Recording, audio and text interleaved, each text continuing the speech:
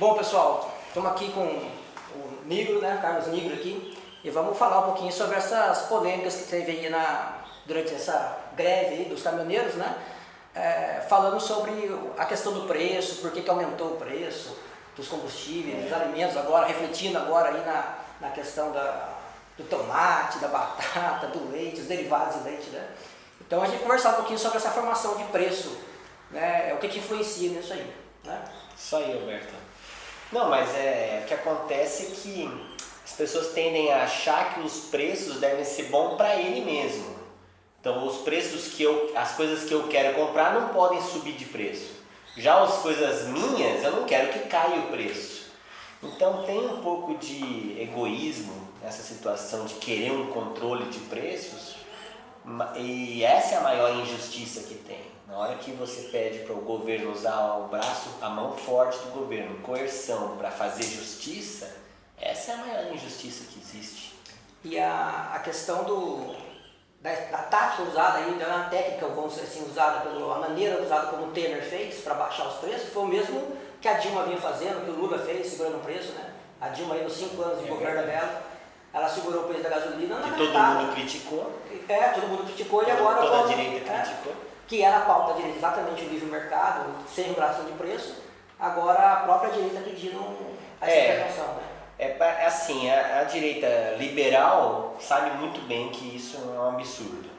Já a direita conservadora, eu acho que esperou o que os líderes, uma parte da direita conservadora, o que os líderes estavam querendo, os líderes políticos e intelectuais dessa ala conservadora. O que é o caminho? Nós vamos apoiar tudo que os caminhoneiros vão fazer, o atual governo fazer, ou nós vamos realmente defender nossos valores conservadores já, que são o fundamento? Que é o fundamento liberal econômico, né? Que o conservador basicamente depende desse pensamento liberal, porque sem o pensamento, um conservador que apoia a presença de Estado controlando a economia, você vendeu tudo. Você não é um conservador, né? Não dá para ser conservador.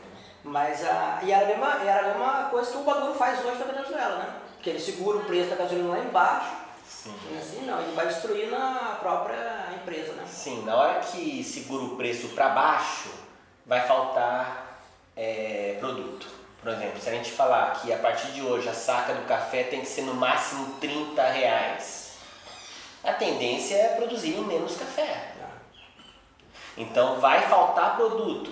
E tem a outra parte também dos valores mínimos, tipo salário mínimo, ou para conseguir uma determinada área do mercado, dar um privilégio, falar assim, o valor mínimo para vocês venderem é esse, ou seja, uma vez já me ligaram, o médico me ligou, você está cobrando muito barato, aumenta o preço para a gente conseguir liberar por cima. Esse é outra forma também de tentar controlar os preços, que vai fazer também mal para o mercado, é outra injustiça que cria. E então, tanto tabelar o preço por baixo ou por cima, um máximo podendo ser vendido ou um mínimo, vai trazer prejuízo para boa parte da população, para a maior parte da população e privilégio para pequenos setores. É porque pessoas que teriam acesso já deixam de ter acesso com aquele valor máximo lá estabelecido, né?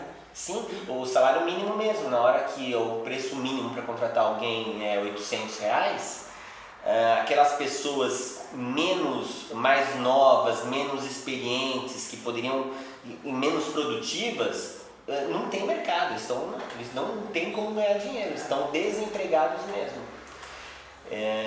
Então, tanto um valor mínimo quanto um valor máximo traz injustiça para muita gente. E outra, aquela pessoa poderia até, através de uma negociação, ganhar um salário maior, só que como existe um mínimo, o cara fala assim, não, eu pago o mínimo. Para começar o trabalho, para começar o trabalho, mostrar serviço, depois crescer. Agora, se ele é uma pessoa que não... O empregador nem sabe se ele vai conseguir crescer, se ele tem competência, ânimo, disposição, determinação para ficar cada vez melhor. Isso só pode ser feito com competência, né?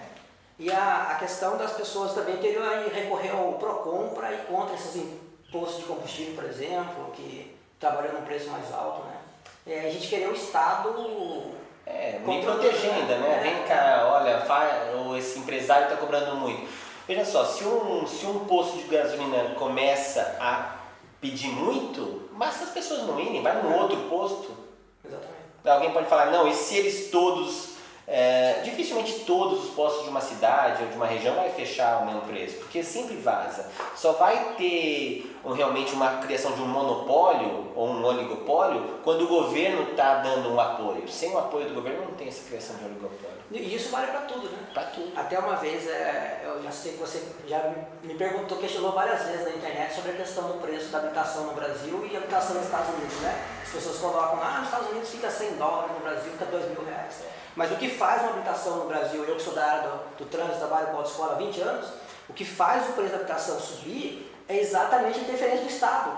Porque o Estado vem e determina, você é obrigado a fazer 20 aulas, é obrigatório fazer 20 aulas. Aí é obrigatório fazer aula à noite. A partir da hora que ele tornou obrigatório à noite, já tem que pagar a hora extra para o instrutor. Então já aumentou o custo. Aí ele vai lá, agora é obrigatório também fazer simulador.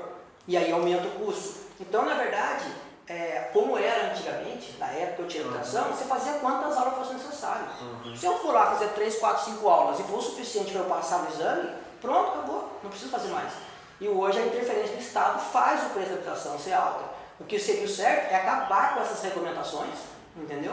E aí sim o mercado poderia, cada pessoa faz a quantidade.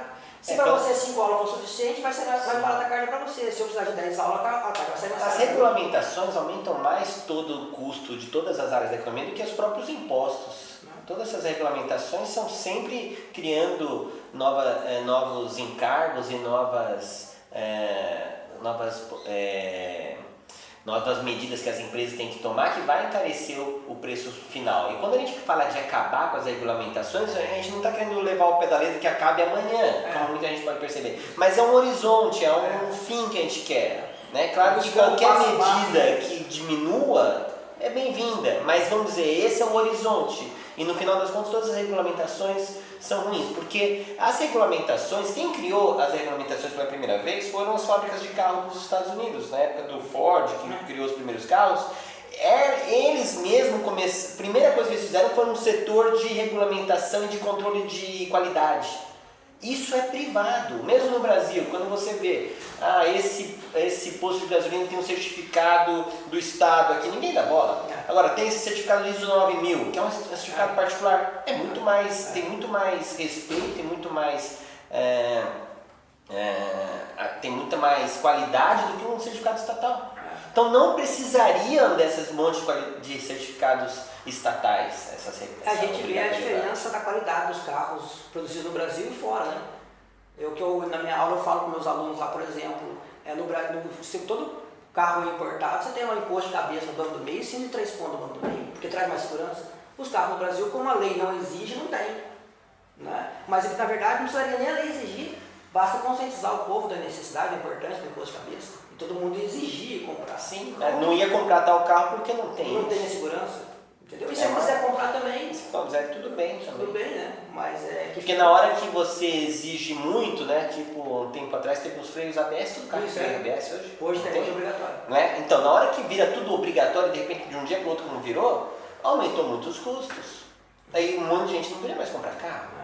Então, infelizmente, todas as medidas boazinhas ou do bem do governo não tem um efeito ruim. E eu nessa questão do combustível, né, eu fui parar para estudar um pouquinho. O custo só de mão de obra de um posto de combustível que trabalha 24 horas, com 2 funcionários de dia, 2 à noite e um gerente, é de R$20 mil. No mínimo R$20 mil. Né? Fora todos os outros custos que ele tem. Então você pega lá, o cara tinha 60 mil litros de combustível no tanque dele ali. Certo? E ele tinha mais 15 dias até chegar o dia 5 de pagar, quando começou a greve. O cara faz o cálculo o quê? Pô, eu venderia aí mais, sei lá, 120, 150 mil litros nesses 15 dias. Né? E agora só tem 60 litros para cobrir todo esse custo. É óbvio que para isso ele vai precisar subir o preço, né? Para adequar o custo dele para aquele... Até porque está tendo procura. Exatamente. Porque se ele subir muito o preço, ele não vai conseguir vender. Então o preço, na verdade, não é o valor que é pedido, é o valor que é pago. A pessoa está disposta a pagar. Eu quero vender meu carro usado por 60 mil, o preço é esse, mas estou há 6 meses sem vender, o preço não é esse. Aí vem um rapaz e me oferece 45, fechamos por 48, esse foi o preço. O preço que a pessoa está disposta a pagar. O preço é esse, o preço quem faz é quem paga. E que você tem que ver o custo também, né? Porque o cara tinha lá, vendia 300 mil litros por mês. Ele fala assim, bom, eu sei assim, consigo diluir meu custo nesses 300 mil. A partir da hora que reduziu para 60 mil litros, quer dizer, o custo por litro dele aumentou. Né? Então ele vai ter que equalizar o preço dele para ele não... E todas as pessoas que estiverem mais desesperadas por aquela gasolina, que precisam mais, vão pagar. Todas aquelas pessoas que não têm tanta necessidade vão tentar postergar, arrumar outras possibilidades. E com isso o preço tende a baixar. E na hora que você tem um posto de gasolina que tenha, o preço está alto, isso vai aumentar ou a quantidade de novos fornecedores, pessoas vão tentar trazer, nem se for em galão, afinal vale a pena, ou outras possibilidades de combustível. Mas o que gerou mesmo esse aumento no posto de gasolina foi exatamente a falta do produto no mercado. Né? A falta de combustível chegando nos postos de gasolina que gerou o aumento do preço. Não foi nem o próprio aumento da gasolina pela Petrobras. Não. Foi por causa da escassez. E a demanda, né? A oferta e demanda. E se você, numa situação de escassez, aumenta o preço, vai continuar existindo o produto, mesmo em menor quantidade, mas aquelas pessoas que precisam muito vai ter. Eu, por exemplo, fiquei sem abastecer, deixei abastecer depois que terminou. Sim. A filha estava pequena também, porque eu não gosto de filho. Sim. Falei, eu vou andar a pé, deixar um pouquinho dele, vou economizar, vou procurar fazer as coisas mais a pé, e na hora que voltar eu vou lá e abasteço. Já um taxista fala, eu não posso, eu tenho que abastecer de qualquer jeito. E a gasolina que eu não abasteci sobrou para ele. Sobrou para ele. Ele realmente precisava. Sobrou para ele. Então, exatamente, porque se de repente é tabelado por baixo, todas as pessoas que não precisam vão encher o tanque também. E o taxista vai ficar sem. Aquela pessoa que realmente precisa, que tem uma pessoa doente em casa, que precisava de uma emergência, ter um combustível para sair, vai ficar sem. Exatamente. Porque eu fui lá e enchi porque eu aproveitei que estava parado. Agora, se o preço está alto, eu falei assim, não, eu não preciso tanto assim da gasolina. E aí vai sobrar para quem realmente... É o que a gente faz na época que está sem morangos. Na época do ano não tem morangos. Ou tem morango, está caro. Por que está caro? Porque está produzindo uma situação que não é época adequada, tem pouco. Ou algumas pessoas que adoram morango compram. E outras que não querem, trocam. Teve uma chuva de granizo, destruiu a plantação. Sim. É que nem, por exemplo, agora o tomate está subindo o preço exatamente por causa disso. Porque o tomate estava no pé para ser colhido e não tinha diesel para colher, para transportar. O que aconteceu? Aquele tomate apodreceu no pé e agora com menos tomate no mercado. Mas uma coisa interessante da paralisação dos caminhoneiros foi como a economia toda, um depende do outro. Tudo funciona bem porque um depende do outro. Então, na hora que tem uma parte que está com problemas, vai repercutir nos outros. E o melhor jeito de não ter problemas é o governo não querer ajudar ninguém. Porque você sabe quanto que a ajuda para os caminhoneiros fez mal para os caminhoneiros um tempo atrás, né? No subsídio.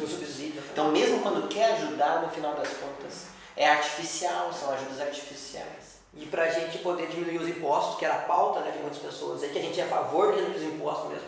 Mas primeiro você tem que reduzir o tamanho do Estado, né? Você reduz primeiro o tamanho do Estado para aí você reduzir impostos. Não tem como reduzir impostos sem diminuir o tamanho do Estado. Senão, aí o déficit já está negativo, vai piorar mais ainda. Né? Mas acho que foi o suficiente para o pessoal aí entender um pouquinho, né? E estudar mais, né? Um pouquinho sobre economia. Formação de preços. Por que o Brasil é um país atrasado, né? O livro do Luiz Felipe Bernardes de Bragança eu recomendo a todos a lerem para entender por que precisa reduzir o tamanho do Estado. Certinho. Tá joia? Obrigado. Obrigado. Igor, obrigado pela conversa. Valeu, Roberto.